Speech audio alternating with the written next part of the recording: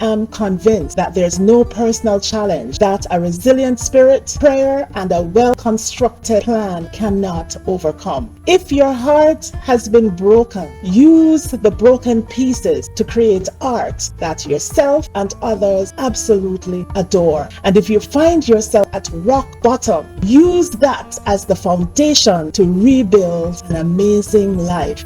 My name is Angie Marie, and this has been my story. Stay tuned as I share some secrets on how I rewired my brain to overcome major challenges and gain success in a foreign country.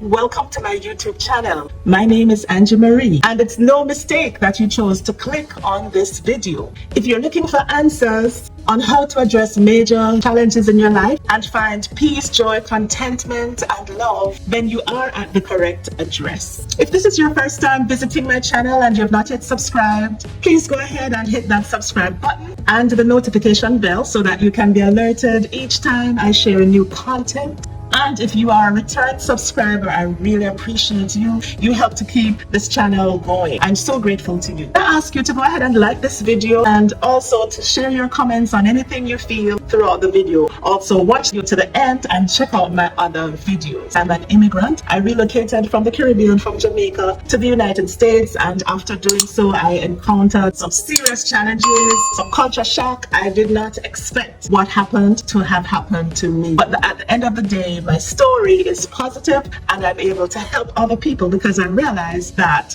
the pitfalls, the challenges are similar, and that we all basically have similar stories. What I have learned is that regardless of where you choose to live, you are the common denominator. And so although there may be differences in culture, language, some differences in food, practices, norms, beliefs, laws, and so forth, you are common to the entire situation, and you can make a difference with the outcome of your own life. I have discovered this to be true. So here is what I found out. The way my brain worked back home while I was enjoying my life, having a great career, a good life in the church and the community and so forth, my brain functioned in a particular way. However, when I relocated overseas, I realized that my brain felt different. There were some shocks to my system, and so I had to rewire my brain in order to be able to survive. So here are 5 things that I want to share with you that I had to do. I'm sure if you put these things in practice, they will help you also. Number 1, I connected more with nature. There were times when I realized that I needed the sunshine, I needed the vitamin D. And the truth is, when we face challenges, some of us want the blackout curtains. We want to just make the room dark, jump in the bed, cover ourselves, cry, and just be sad all day. I discovered that I didn't need to do that. I needed to go outside, enjoy the sunshine, have the sun hit on my body, connect with nature, look at the trees, listen to the birds. I did that. I do that so often, and it helped to uplift my spirit. It helped with my brain functions so that I could think normal and also move on and take action and do the things I needed to do. Number 2, connecting with God. I don't know your religious belief. I don't know what your spiritual principles are. But what I do know is that we all need to connect with that higher power. We all need to connect with spirit. We all need to connect with God. We all need to be able to pray and say, God, this challenge, this situation is bigger than me. I need you to help me. I need you to guide my steps. I need your help. And then God will send the angels. He will send people. He will send the things. He will send ideas and the things you need to help you. We have to be able to pray. Many people are suffering now because they're doing everything alone without God's help. This is very, very important. Number 3, self-care. Self-care does not mean you're selfish. And I am the sort of person who is always focused on helping others. And yes, you need to help others, but others must include yourself as well. So do the things that's going to help you. Take care of you. Take care of yourself, get enough rest, exercise. So I'm going to say this, and I have to use caution because not everyone is able to do this particular thing I do.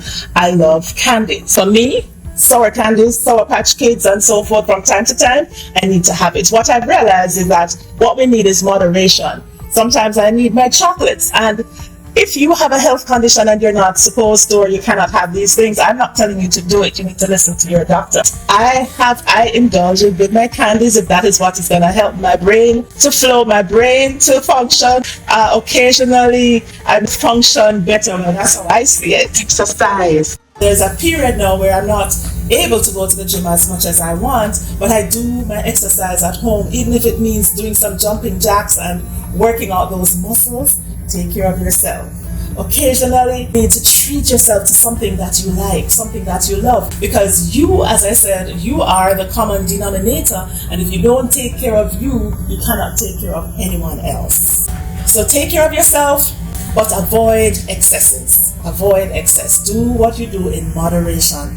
That's the secret. That's one of the huge secrets that I've learned. Number 4, focus on positives. I learned the importance of a positive mindset. And yes, there are times when you do need to cry. You know, I should tell you this. When I was preparing this video, every time I started the video and I started talking, tears came to my eyes because I feel these things deeply. I've gone through the fires. I've gone through the floods. I've experienced it, and I know there are people out there. You are probably going through it even now as I speak. But one thing I do know is that you can and will overcome if you put these things in practice. Do not think on negative things. Train your brain. Rewire your brain to think positively. It works. It works. Positive affirmations, going into scriptures, biblical principles, religious beliefs. Repeat them to yourselves. Meditate. Positive. That's the bottom line.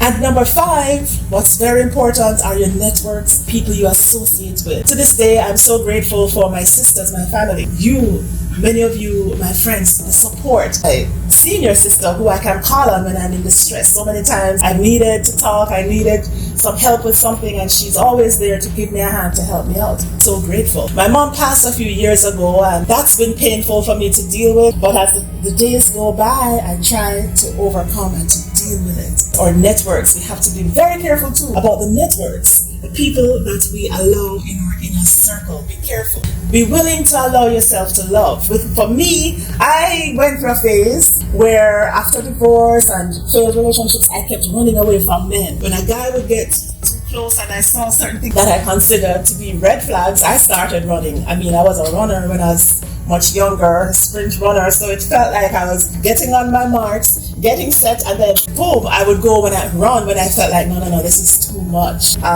Make sure you have mentors. There are people that you're listening to, people who will help you, who present positive ideas, who will infuse positivity in your life. That's what you need. Do not need stress. There's enough stress out there already. So the people who are in your network need to bring you positivity, peace, joy, love, people who can help you to be content, not people who are going to cause you to be questioning yourself and damaging your self-esteem and so forth. Be careful of the community. And I found that these 5 principles worked. Whether I was in the United States of America or in Africa, I spent substantial times in Ghana, and then I had to go back to these same principles. Whether the situation relates to relationships, finances, health, or grief, these principles apply.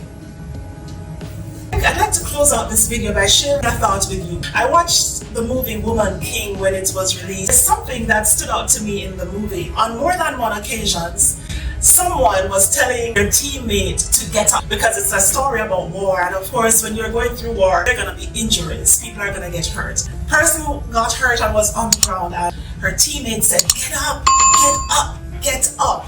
On most of the occasions, the person was able to get up, but unfortunately, on the last occasion where someone was telling the other person to get up, the person had been killed. A wound was inflicted that she could not recover from. And so that last get up could not work. But most of the get-ups that were said in the movie worked. Now, what I want to say to you in closing is to tell you that if you're feeling down right now and you feel like life has knocked you down, if you feel like you're at rock bottom, please get up. Let that rock bottom be the foundation for you to rebuild your life. Get up and go again. There's always time for a fresh start. No matter what the situation is, as long as you're alive and you're hearing and listening to me today, you can get up again, and it can be beautiful again. So get up and do it.